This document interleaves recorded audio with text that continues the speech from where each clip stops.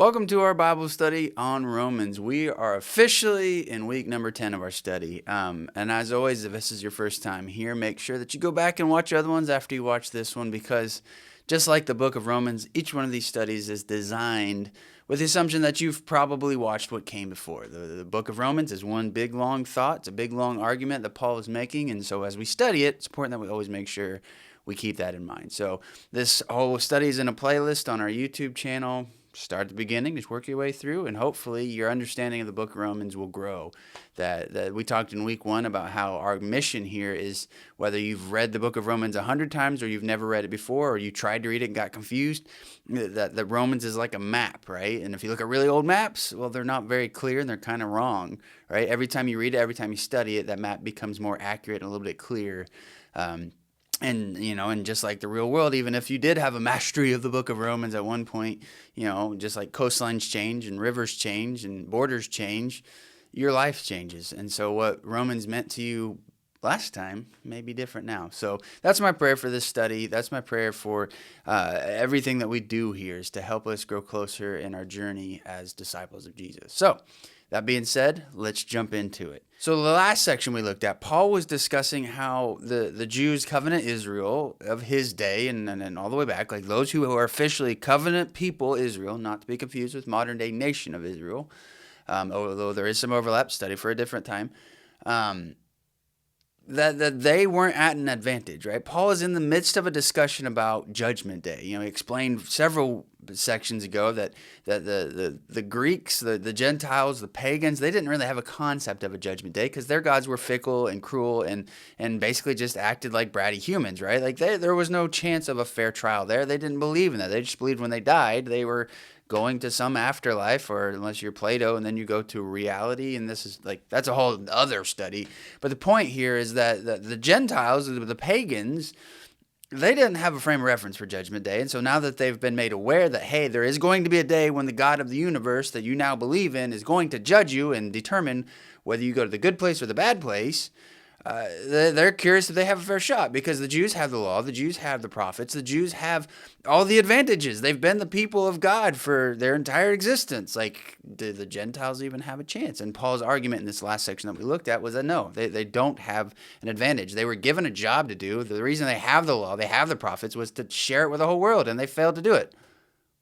Until Jesus, right? And we're going to talk about that today, finally. But the law, he said, is nothing to boast in, right? Like the Jewish people, their entire ethos, their entire worldview was that they are on God's good side because they have the law. They're descendants of Abraham. They're the ones who have God's message. That makes them good. That makes them on God's good side. That makes them justified, right? If you remember that word, that's really going to come into play today.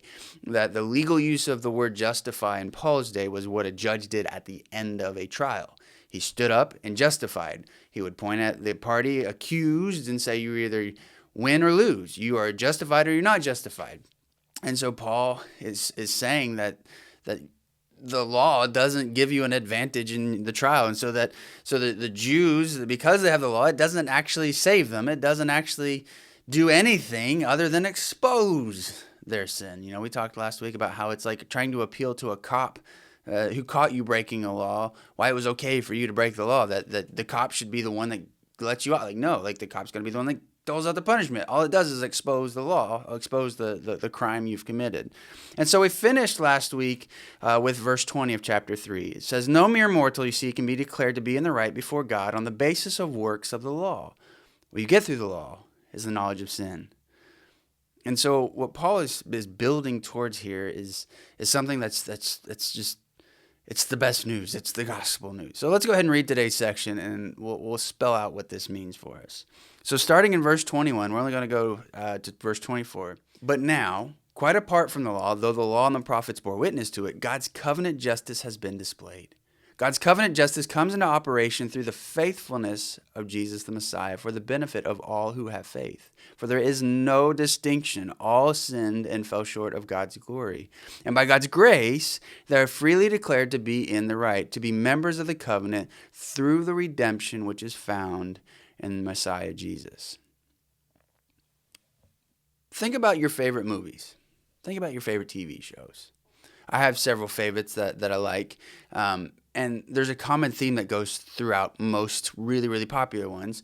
It's the plot device of all is lost and then rescue comes out of nowhere, right? Like if you watch The Lord of the Rings, Frodo and Sam, after they finally get the ring destroyed, they're sitting there on the side of Mount Doom, and then it's erupting, it's exploding literally, and all of a sudden, out of nowhere, these giant eagles swoop in and scoop them up and save them, right? Like out of nowhere, like all was lost. They were going to die. That was their fate. But then, boom, eagles show up. They're saved, right? Star Wars, it's kind of the opposite. When Vader proclaims he is the Father, right? You didn't see that coming. Everything was building toward another direction, and then boom, there's a twist, right? Vader's the Father. I mean, there's entire genres of daytime TV built around this premise. Like, they parade these poor people out, and they're like, hey, she says the baby's yours, and he says it's not. Who is it? Let's do a DNA test, and boom, twist. It is, or it isn't, or it's somebody else. Like there's an entire it's intriguing television. It's intriguing movie. I don't really watch those shows. I never have. But the point is that they get viewers because we as humans, we're wired to like that.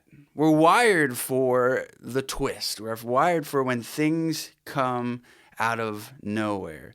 But for it to work, this plot device needs you to build the idea of loss, of things are heading in one direction before they can go the other.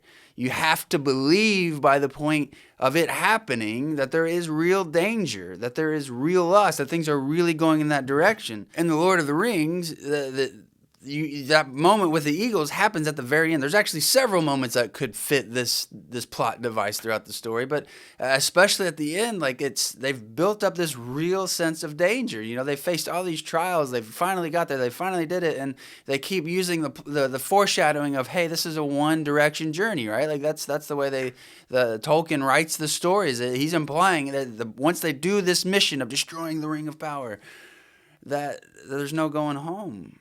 You believe that this is the end for Sam and Frodo. But then the eagles show up. Throughout Star Wars, Vader is this just robotic, destructive force who's killing people and destroying everything and hunting down Luke and his friends. Like, it's clear Vader hates Luke, only for at the end, I am your father, right? Daytime TV, they parade out these folks in front of you and they display out all the ugly secrets of their lives, thinking, oh, there's no way, right? Or, oh, this has to be the Father, but then he is or he isn't, right? You have to believe that there's real danger for the twist, the change, the salvation, or the destruction to be believable. That's what we get in verse 21. Paul has been building the convincing argument that there is true danger for everybody up to this point. He's discussed sin and through all the way back to the beginning of the book of Romans. Like, he's discussed sin, he's discussed humanity's fall, he's discussed human rebellion. I mean, the scariest verse in all of the Bible, he talks about how, like, humanity, God will eventually let a human go to the point where he says, all right, have your way. I'm not going to save you. Not that he's built them for destruction or anything like that, but it's like they get to a point where it's like they're choosing it, and God knows there's no point from that moment on that they will ever turn back, and he lets them go. Like, it's the scariest verse in the whole Bible. Paul has been discussing that we are fit for destruction and nothing else, that there will be a judgment day that everybody will have to face, and it doesn't matter if you're a Gentile who has broken God's natural law, the natural designs for the universe. You broke it, therefore you've corrupted it. You are not fit to be justified. The Jews had the law, and all that did was expose how they had broken it. They are not fit to be justified. Paul is hammering home up to this point that nobody stands a chance on Judgment Day. We're all lost. But then the eagle swoops in verse 21 of chapter 3. Let me read it again. It says, but now, quite apart from the law cannot do anything to cause what follows in this sentence. Quite apart from the law, though the law and prophets bore witness to it, they foreshadowed it, it's in there, God's covenant justice has been displayed. Let me put that in context. He's saying, but now, quite apart from the law, the Jews put their hope in the law. It's nothing. The Gentiles were afraid that was the only way to be saved. Again, it's nothing. Although the law testified to what God was going to do to save humanity, all it did was expose sin. But now, apart from it entirely, meaning there is no part of a Christian's walk that requires them to become Jewish, to become a law keeper, salvation has been brought about. God's covenant justice has arrived. Not through the law, but apart from it. Step back and think about the status of things. Like, step back and think about where humanity was before Jesus. I mean, God launched this creation project, right? He created the universe and everything in it. And inherent in that design is he decided to create humans. And humans are not little gods, but they're creative like God. God made us to be like him in that sense, that we were designed to take his creation and create with it. No, we're not gods. Please don't hear that. That's not what I'm teaching at all. But God, in the prime directive, all the way back in Genesis, he tells humanity to go forth, create, multiply, subjugate. He wants us to take his creation and be creative with it. That's the project. He loves us. He wants to see us be creative, to change and manipulate and improve and make things better. But inherent in that is our ability to deviate from the design. Our ability to choose to reject God and his designs. And when we do that, we corrupt God's designs and ourselves. And so through Adam and Eve, the whole plan, the whole design, the whole creation project went off the rails, in a sense. Because God knew that that was inherent in the design, and he knew that he would have to do something to fix that design. It's not that it was broken, but it's just can't have one without the other. And so God launched a rescue plan to fix our sin, to fix humanity's corruption. And so he called a guy named Abraham to launch that plan. He made promises to Abraham. He made a covenant with Abraham.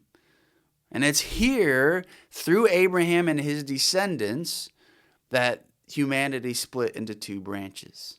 You have the Gentiles, the pagans, the Greeks, the everybody else, and then God's people. His one people from amongst all the nations. There are now two branches of humanity. And from Abraham, a family formed, and from which a people formed, from which a nation formed. And it's through these descendants of Abraham, this nation, covenant Israel, that God gave a message that his plan to rescue the whole of the world was coming. But the thing was, that nation failed. They failed to deliver it. They failed to live it out. They failed to preach this message the way God had told them to. See, God had made a covenant with this nation. He made a covenant with Abraham, then he made a covenant with Moses, and then he made one with David. But the thing about a covenant is, it was the way that they used to do legal arrangements back in the day, back in the ancient Near East, right? This was a normal practice throughout. And the core of a covenant, the idea behind it, is the parties now become family, right? The concept arose out of a need for two people groups who are not blood to need to be able to trust each other as if they were, right? As if somebody truly was family. That's what a covenant is. It's saying we, even though we're not biologically related, we're going to treat each other like we are now. That's what a marriage is, right? Like, you're not biologically related, but now you are family. That's a covenant.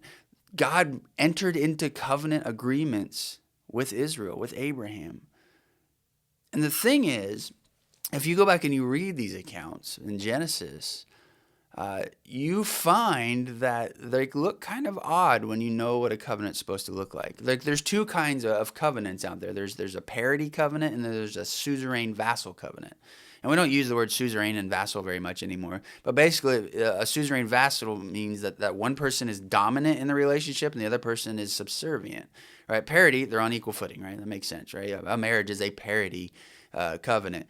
But when like you have a dominant nation like Egypt making a covenant with, say, somebody small, like a neighboring nation, like Judah, right at the time, or at different points in history, like that would be a suzerain vassal. One would be superior and clearly dominant the other, and those arrangements look different because the suzerain, the dominant party, was responsible for protection. But the vassal state had responsibilities that they did, whether it was taxes or trade or commerce or providing things. Like that was the arrangement. Was the dominant party called the shots in this? But there was a mutual gain to be had from both. And when those arrangements happened, the vassal, the lesser of the two parties, would basically promise that if they broke their agreement, that they would be executed, that they would suffer lethal consequences. And so they would do things like take animals like cows and doves and birds and or whatever else, and they would cut them in half and they would lay them on the ground. And then the vassal would walk through and basically say, if I don't keep up my end of the agreement, let me be like this animal. Let me be like this bird. Right? That was the agreement. That's the way covenants work. That when you become family, it's not just a business contract that you can, all right, I'm done with this. It's not beneficial. I'm out. Like, no, like you're saying you're family. This is blood. It requires blood to get out of. It requires blood if you don't keep it. But if you look at the covenant God made with Abraham, when those animals are split in half and set apart, Abraham is the vassal. He's the one who holds no cards. He holds no power over God. And he makes the agreement that God would multiply him and bless him, and the whole earth would be saved through him. Like it would, he made these promises with Abraham, and yet God's the one that walks through the animals. It's a total reversal of a vassal suzerain covenant, but it's the one that God makes, and God is faithful to keep it. Basically, the way that the account reads is basically saying if Abraham and his descendants don't keep their side of this, God's the one who's going to suffer the punishment. And it's absolutely like, what? Like, that's not the way this is supposed to work. But yet there it is. And so when Israel fails to keep the covenant the way that they had agreed to through Abraham and through Moses, God enacts the punishments, and there are punishments for them. He doesn't just take them on himself. They lose their nation, they lose their land, they lose the temple, they lose his presence, they lose the things that the covenant had blessed them with, right? But yet, he doesn't abandon them the way the covenant says, because he's the one who walked through the animals. Israel messed up. They failed to deliver the message. They failed to keep the covenant. They failed to do what they had agreed to, and they placed God in a position where now he has to enact that covenant justice, or else he becomes unjust, and that's not possible. That's probably the worst part of Israel's failing to keep up their covenant. But then we get back to verse 21. He says, but now, quite apart from the law, God's covenant justice has been displayed. That God, seeing this situation that he was in with Israel failing to keep the covenant, yet he was the one who undertook the agreement to take the punishment. He had to be faithful to the covenant. He had to enact the consequences. So how does he do that? All seems lost. God can't become unfaithful to his own covenant, despite the fact that the nation, the people of Israel had failed. How does he do this? Well, then we get to verse 22a. It says, God's covenant justice comes into operation through the faithfulness of Jesus the Messiah for the benefit of all who have faith.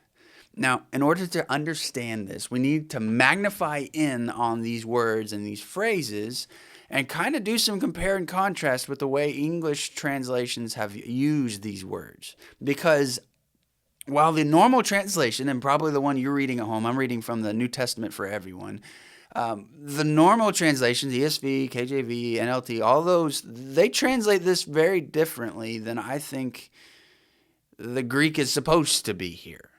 Again, I'm not an expert. I don't have letters after my name. I can't back this up other than I read what I read, and people who do have letters after their name kind of agree with me on this. do with it what you want. But the first thing before we dig in is those translations, the truth that comes out of their translation is not wrong at all. Like, it's reading that doesn't lead you down the wrong path. It is 100% true. But I think it misses the point Paul is trying to make here. And so the first word we need to look at, my translation translated as covenant justice. Yours probably translates it as righteousness. God's covenant justice, God's righteousness. It comes into operation. It comes into being through the faithfulness of Jesus, through faith in Jesus. And we're going to talk about that part in a second. But the first one that we need to look at is righteousness, the covenant justice. See, the Greek word there is called dikaiosune. It comes from dikaiosune, and that's normally translated as righteousness. But it goes beyond just being righteousness. Like, the concepts are there, but I think, again, it misses the point that Paul is trying to make, because dikaiosune, it means justice, justness, righteousness, being made right. So it's this idea. It's a legal term, right? Paul is talking about the concept of God's judgment day. Why would he start using this word outside of the context of that when that's been his whole argument up to this point? So I think that God's covenant justice, his justification, right? God justifying, making somebody right. That's what righteousness means, right? That's what your Sunday school teacher taught you, wasn't it? Like, righteousness means I am made right. I'm right with God. It's dikaiosune means God is justifying. He is the judge standing at the trial, justifying that God's covenant justice, his justice, based on the covenant that God has made with Israel and with humanity, through Jesus, which we're talking about here in a second, that's what's being provided, right? That you are made right based on the covenant that Jesus made, not on how good you are.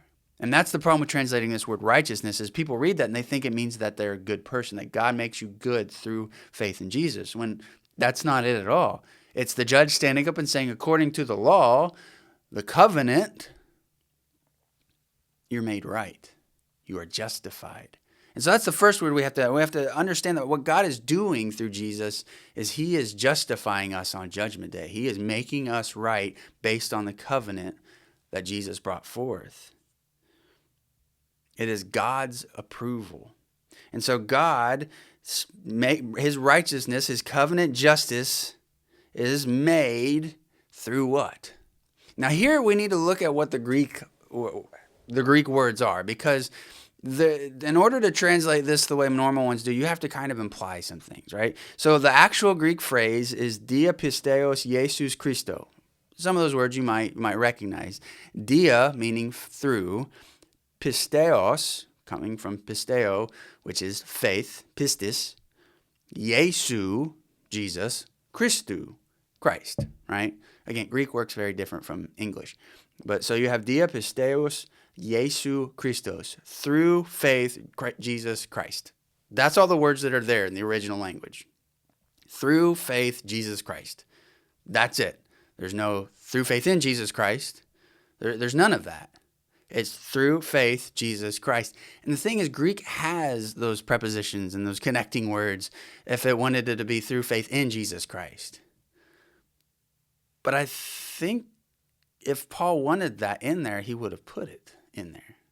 See, I think we miss the point when we put the emphasis on our faith. Like, again, it's not wrong. Like, our faith is required. We have to have faith in Jesus. Faith being loyalty, obedience, loving one another, carrying out Jesus' commands, doing the work he's prepared before him. That's faith. That's required on our behalf. But I think Paul is trying to emphasize the faithfulness of Jesus, not our faithfulness.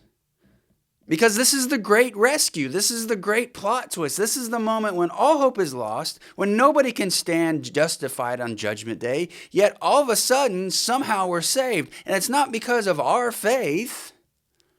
It's because of the faithfulness of Jesus. Our faith is only possible because of Jesus' faithfulness. God's covenant justice is only possible because of Jesus' faithfulness. Us being declared justified on Judgment Day is only possible because of Jesus' faithfulness.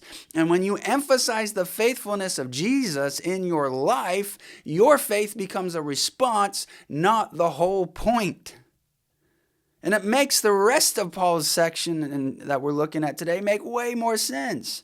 Because at the end of verse 22, he says, there's no distinction. For all have sinned and fallen short of the glory of God. And by God's grace, they are freely declared to be in the right, to be justified, to be members of the covenant through the redemption which is found in the Messiah, Jesus.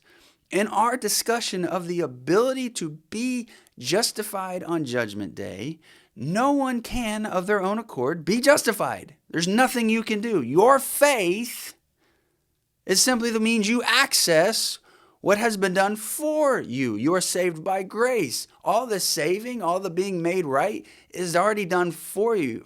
Faith, it just accesses it. It's because of Jesus' faithfulness. It's because he was faithful even unto death, even unto the resurrection, even to the ascension, that he was tempted and tried just as we are, but he remained faithful. And so that's why I think the English translations, they miss the eagle moment. They miss the Vader moment. They miss the moment when it all comes together and it's, oh, we're saved out of nowhere. Because of what God has done, because of Jesus' faithfulness. That we are saved, that God's covenant justice, that we are made right through the faithfulness of Jesus, the Messiah, for the benefit of all. We're all helpless. We've all fallen short of God's glory. We've all corrupted and been corrupted. But because Jesus was faithful, we are made right. We are justified because of him, not because of us.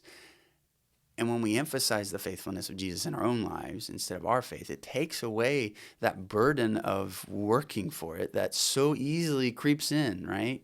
That if I just need to believe harder, I need to love God more, right? And then like XYZ thing will happen, or then I'll feel XYZ thing. Don't emphasize your own faith. Emphasize Jesus' faithfulness, and then your faith becomes a response. It very much becomes the whole I get to thing instead of I have to thing. I think if you are feeling like your faith, your Christian journey is I have to do this, I have to, like, yeah, there's moments we all have those, right? We all have those moments, but they shouldn't be the norm. And if that's the norm for your faith journey, it might be time to step back and examine whose faith you're emphasizing, your own or Jesus's. I hope this helps. If you have any questions, reach out. Otherwise, we'll see you next time.